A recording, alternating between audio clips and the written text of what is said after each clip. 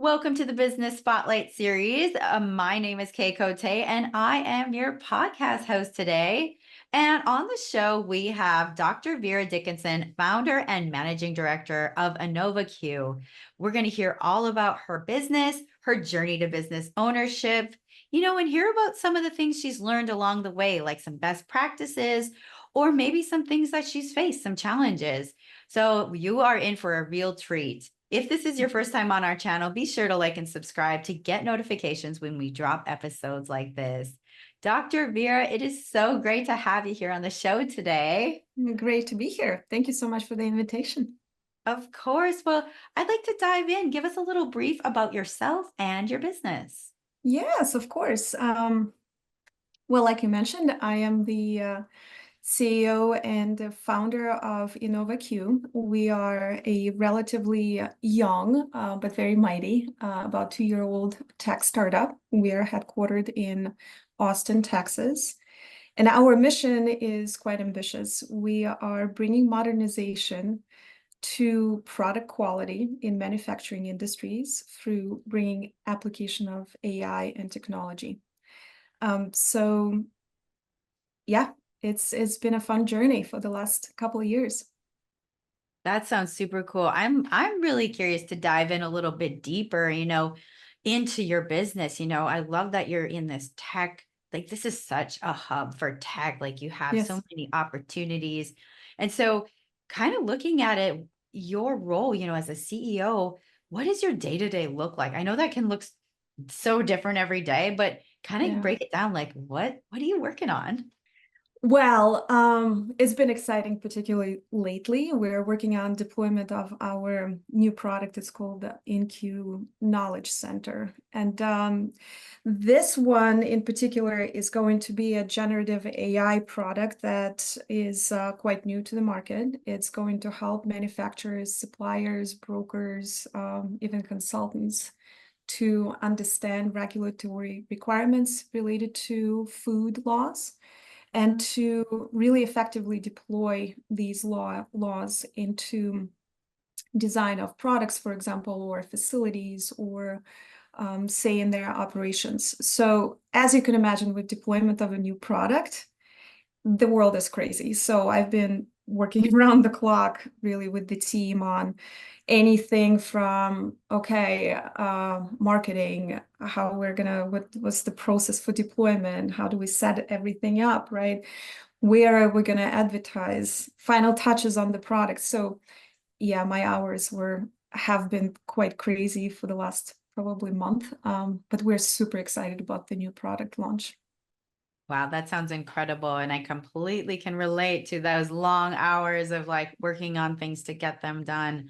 Yeah. You mentioned a team. I'm very curious. You probably have a growing team. What does your team look like now? How many members do you have? And kind of what are some of the roles Yeah. of team members? Well, I think we're a typical startup. It always starts with one person, right? And in this case was me. And then thank God I found the most amazing co-founder and CTO, Rishi Dubey. He's my partner in crime, so to speak, in creation of products that we're offering.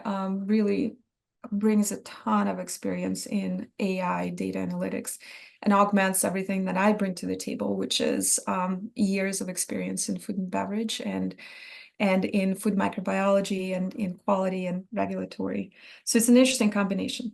But as we continued growing, obviously you needed to extend your data engineering team. So Rishi is leading that team, as well as we're actually decided to lean on very experienced partners coming from with different capabilities. So we have fractional CMO, somebody who helps us with sales, somebody who helps us with legal and financial, activities of the company. So we're very flexible, but I think it's the right thing to do for a startup that is growing quite exponentially. So we can easily add a person or decrease the hours as needed. So.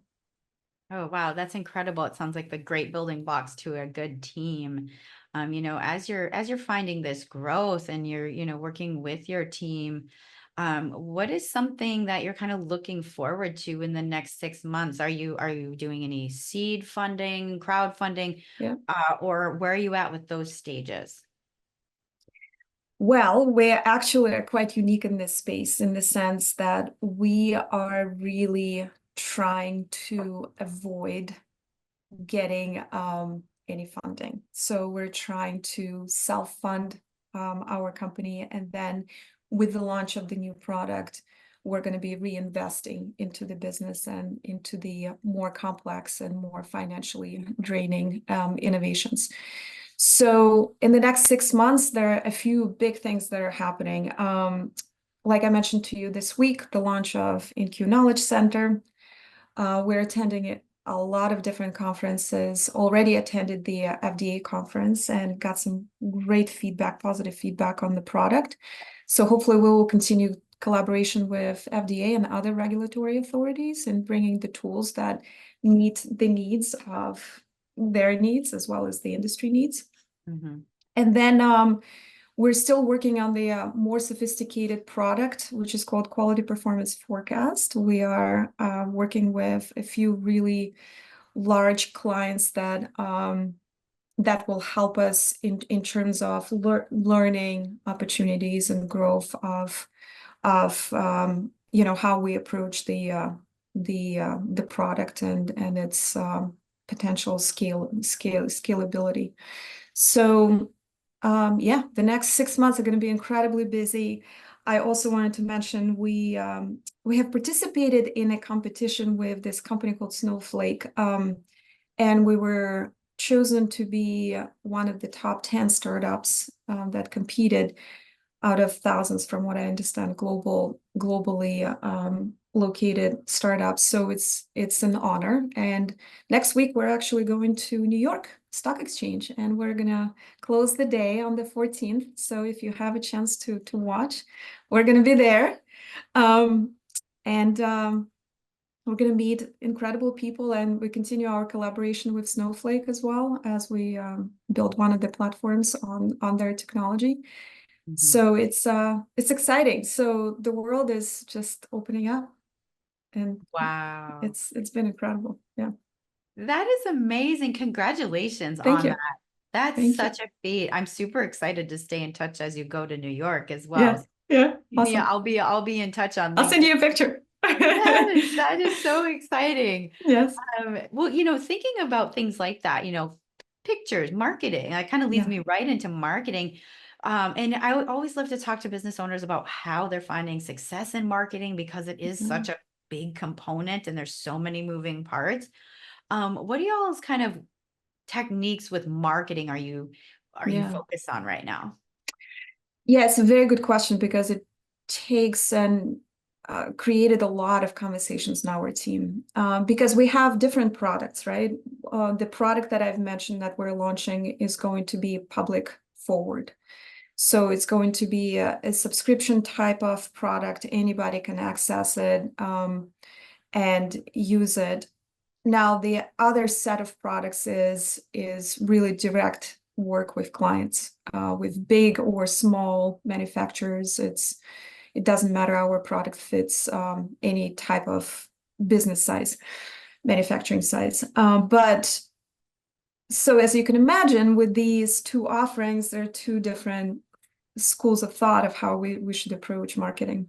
So with the Innova-Q, you will see InQ Knowledge Center, you will see a lot of outreach through social media, just highlighting the features of the product, a lot of hands-on demonstrations during conferences, for example, because the product is so new to the market. It's, as you can imagine, with any innovation, you've gotta show people what it can do for them and make them excited.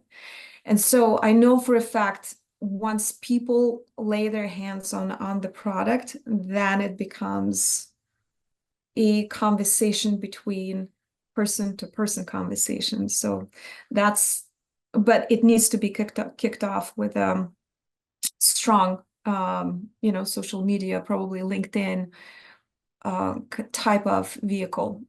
But with like business to business conversations, these are all leaning on the community that I used to work with, helping them understand what the technology can do for their plants, for their return on investment, showing them again different features, and talking their language, because I've lived in their shoes for over 20 years. So it's a lot more, personal type of conversation that we have to have. Definitely. Well, thanks for sharing about those different pursuits. I think you brought up a lot of good points, especially when you think about each element of business, each product is different and needs different curation when it comes to marketing. Thank you for 100%. sharing about that. You brought up a really good, you're talking about clients, how you're talking with your clients. Like, so for our listeners, who would an ideal client be for you? Like if I were to walk into the room and I would be your ideal client, what would that look like? Well, we work with, like I said, manufacturers from any industry, anybody who produces a CPG product. So it could be a startup that is just thinking about launching something, or it could be a very sophisticated, billions of dollars type of manufacturing company. It really doesn't matter, because the challenges that we are addressing are unique to the industry. And the challenges are a couple of fold. One is we've got a web of legal requirements that these companies have to understand and comply with, document, and then present upon an audit or verification, right, to the regulatory authorities. That's a lot of work, and normally it's very costly. So if you're a startup thinking about bringing to the market your unique, beverage product, before you even start doing anything, you will have to think about how you will build a product that is going to be safe for consumption, right? So food safety and quality becomes your number one risk to your business if you're in this space. You obviously do not want to kill anybody. But it means that you have to hire a consultant, and if you don't have somebody on staff, right, which ordinarily you probably wouldn't. So it costs a ton of money. For a startup, it's quite an endeavor. So what our product, the one that we're launching this week, is going to do is help you build these compliance requirements into your initial process very, very easily. Then if you're a very sophisticated manufacturer who already understands their requirements, they have a different kind of problem, is where they have not only external requirements and probably global requirements that they have to comply with, they also have a ton of internal requirements that they over the years created. And it's very difficult for the organization to understand exactly what needs to be done in different scenarios. So our product just kind of pulls all of this together and then allows the audience, anybody from the organization, to understand what needs to happen in different scenarios. That's breakthrough, really. That's what Gen AI offers to us now. And it's been only 2 years, think about it, that this technology really was offered to us. So it's mind-boggling. Wow. But another product that we have is all about governance. So if you are a manufacturer, say a startup again, that already is manufacturing something, you've gotten through all the compliance requirements you established. You have to understand how your product is being produced and have a handle on it. Because if you don't govern it, you will be in a situation of potential loss of your business. Because if you potentially hit a recall, it can be devastating to your business. So we offer a very sophisticated but very pragmatic and simple to deploy product that allows you to govern your manufacturing process in real time, and then also deliver forecasts so you can be predictable and proactive in putting some steps forward before you hit that situation where you may potentially lose a ton of your product and your reputation, which could be devastating, like I said. Definitely. Well, it sounds like you're creating something that's really going to be helpful for these clients. Um, Mhm. it's just incredible, incredible what you're building. And I kind of want to shift gears back to the focus on you a little bit Sure. and your why. So, as, a business owner, what was it like for you when you like, if you were in a 9 to 5 before this, or what kind of was your main factor in like starting this company, going down the entrepreneurial path, and what was that transition like for you if you were Yeah. 9 to 5 position before? Well, I'm very happy to share these experiences because you're looking at somebody who has spent her whole life in food and beverage corporate world. I was a senior leader for the last 10 years, and I led very big teams that and with that came a lot of responsibility for the company that I worked for, right? Hmm. Hmm. But it was very stressful. Quality and food safety jobs in general are very stressful because you're always reacting to something, and this is why I wanted to create tools that allow people to be more proactive, so they can actually relax on a vacation, right? Yeah, that's more the goal, isn't it?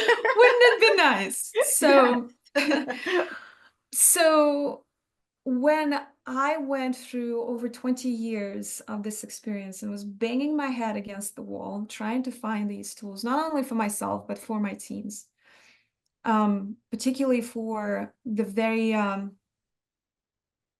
very stressful jobs that plant teams have, right? They fight fires all the time. I mean, you have to be just a superhuman to work on a manufacturing floor.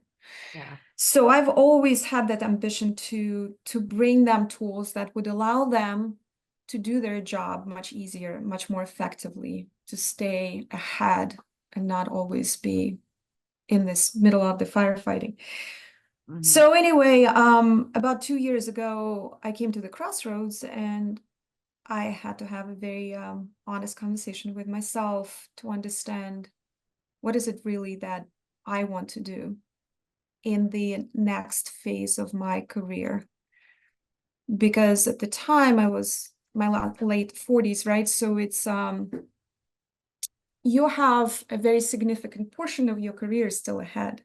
Hmm. And Gen AI, as I mentioned to you, came to fruition, came to the market. And when I saw what it can do, it just literally blew my mind. Hmm. And I got so inspired and so excited that I could not go back. I just couldn't.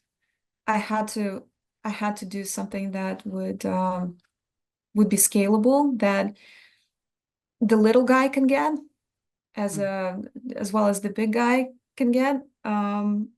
Something that could be affordable as well to companies of all sizes. So I don't know. It was an easy decision, but it was a very difficult decision because you find yourself in a corporate world is HR teams deal with HR stuff, and then you have the another team and another team. So you're sort of in a bubble, bubble. Hmm. And like you said, to some extent, you can actually rely on a vacation time and so on. And when you're a business owner, it's 24/7. I mean, I sleep and I dream about my product execution and stuff like that. It's silly, but it's true. Like it's consumes you. I But think it's that so, yes, that passion is what like I think that's that driving like passion and pursuit as an entrepreneur. That's like I think what drives us to build yes, things. yes. Yes, I think that's incredible. Without it, you can't do it. You've got to be fire in your stomach and go for it, bigger vision, and just because stuff is gonna go. The last 2 years were ups and downs, right? Because Mhm. you have to find the right people. You have to establish the basics. And half of the time, I mean, I've got my PhD in microbiology, not in AI, not in technology, not in business building. It's not my forte, so I had to learn. So UT has been, University of Texas has been incredible. I cannot say enough of things, absolutely instrumental to our initial success, because it allowed me to attend the right classes, lean on the right people who helped me to know more people and open more doors and understand and again and move forward. So it wasn't easy, but man, that fire in your stomach helps you go through anything. You fall, you stand up, you keep going. Very Yeah. true. That is incredible. And, you brought about, I want to dive a little deeper into some of those big things you faced within this 2 years of developing this business. What are some of the biggest challenges and obstacles that you were faced with that you overcame? Yeah. I know. A lot. I mentioned to you just one. I think the biggest one was to find my co-founder. Yeah. Because obviously, like I mentioned to you, it's not my capability. What the AI did to me is just, superficially, I understood right away the potential for efficiencies that it can bring to solve the problems that I dealt with, right, in food and beverage manufacturing. But to find the person who A, shares your ambition, who B, understands the technology and has experience in it, and C, most importantly, who actually takes a leap of faith on you and kind of trusts you and sacrifices a certain period of time of that risk, right? That in my case, reach to base, taking on me, on us, on the ambition. That was very difficult to find. Because a lot of people, in general, humans are very conservative, right? So they want already to know that you are going to be successful at the very beginning, when it's very, very cloudy yet. So that was challenge number one. And God is very good to me. Again, UT was instrumental because we got into the accelerator with UT, this program called VCIC, and through that program, I found my co-founder. And he literally created the products for us, the prototypes and the MVPs, minimum viable products, and that just opened the doors, right? And now we've got team members who come on understanding that there's something tangible at hand, that they believe the vision because they can see it, right? Touch it, as well as the clients now can touch it and feel it. So that was, I think for any startup, it's probably problem number one, right? You've got to find a very strong partner that you can lean on. The second one was probably acquiring our first big client.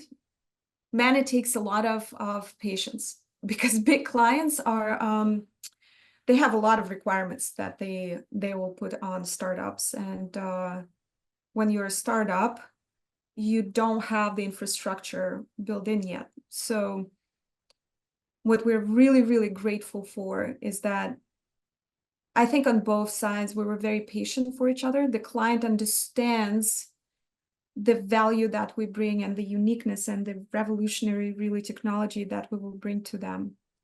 But they were patient enough to give us space to get the right legal agreements, to get the right insurance and so on and so forth, right? The building blocks that will satisfy their requirements. But it was a process of many months. So it was an interesting experience. But now we've learned so much. It's amazing. So each experience is unique. Each challenge, actually, I think I would advise everyone to look at it as an immense opportunity to learn and get better.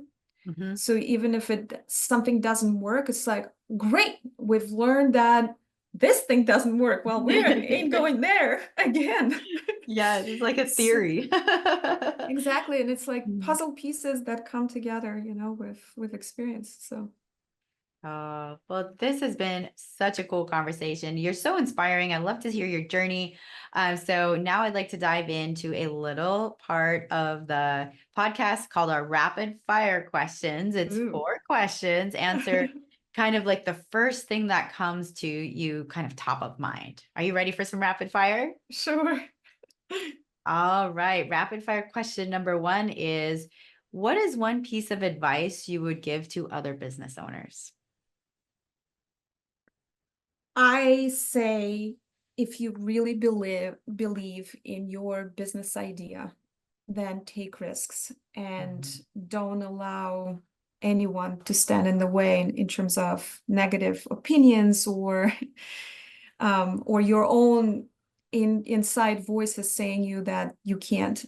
If you believe it, I think, and if your idea is something that brings positivity to your community, you owe it to yourself to do it before you go to the better world. So might as well do everything possible to make it happen so you have no regrets at the end.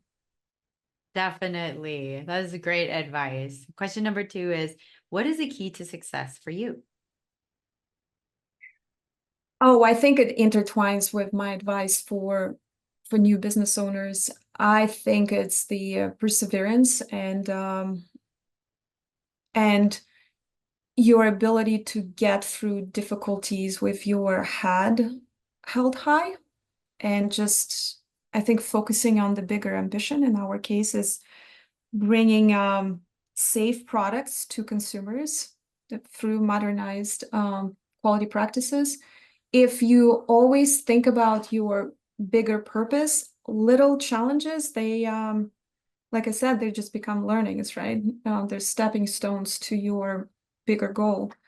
Mhm. But I think it it it really allows me at least just to wake up in the morning and no matter how hard or beautiful the day is, I just keep going. Just keep going.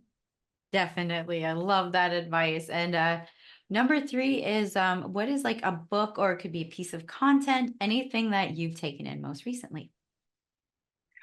Well, right now I'm reading about the book that talks about Elon Musk's biography. I'm actually looking at it right now. Oh, nice. Well, first of all, Elon lives in Austin, and I Yes. and I hope one day to see him, to meet him, and just to talk to him. Maybe. I Yes. hope. Same here. Yes, because he just fascinates me as an individual. I mean, he's got such a intricate and at times very difficult, upbringing, and just understanding the context around his background and where he is now is a very interesting for me, just connecting the dots. But I'm fascinated by how inspired he is. He talk about not giving up. I mean, the person who really connects himself with his bigger ambition and doesn't let anything or anyone to get in the way. And it's kind of scary and intimidating more, I would say, but at the same time, you just want to learn from that because he does some incredible things, and I would love to do some incredible things for humanity as well. So it's inspiring. That's what I'm reading. Oh, thank you for sharing about that. And our final question for the rapid fire questions is, if you could wave a magic wand and rapidly improve one aspect of your business overnight, what would it be? Well, since we're in tech and since we're growing so fast, I probably would just have the most sophisticated data engineering AI team, because it's hard to find really incredible talent who actually has experience and you can afford them and all of that in between. But I mean, we've got a very strong team, but like I said, because of the growth, it's you constantly need more hands-on type of engineers. Yeah, so that's a big one. Hunting for talent. So if you are listening and you are an incredible engineer, please give us a buzz. Well, that leads perfectly into my next question is how can people find you? Oh, yes. Well, very easy. First of all, LinkedIn, I'm quite active there.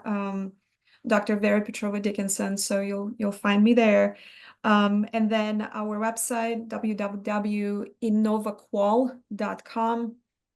So you'll find descriptions of our products and offerings. And then yeah, those are probably the best places. Wonderful. Well, it has been such a joy, Dr. Vera. Thank you so much. And our final question for today is, what is most inspiring to you today?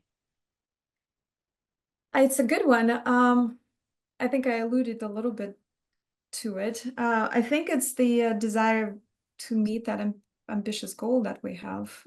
Mhm. And I love the fact that we're bringing something completely breakthrough to the market.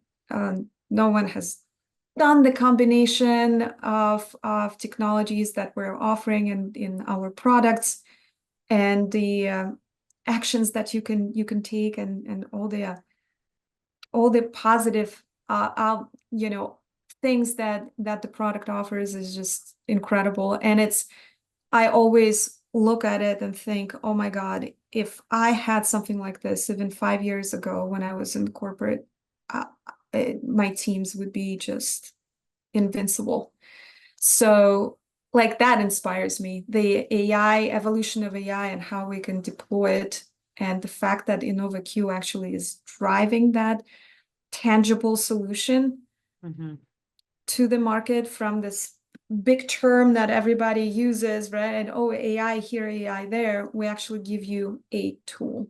Well, actually, a number of tools that you can use tangibly with benefit to you and your team. So that's super exciting. Wow. Well, again, this has been so good. Thank you for just sharing about your business, sharing about what you're building and the good that you're doing. It's been so inspiring to talk to you today. So thank you for being on the show. Thank you so much, Kay. It was a pleasure.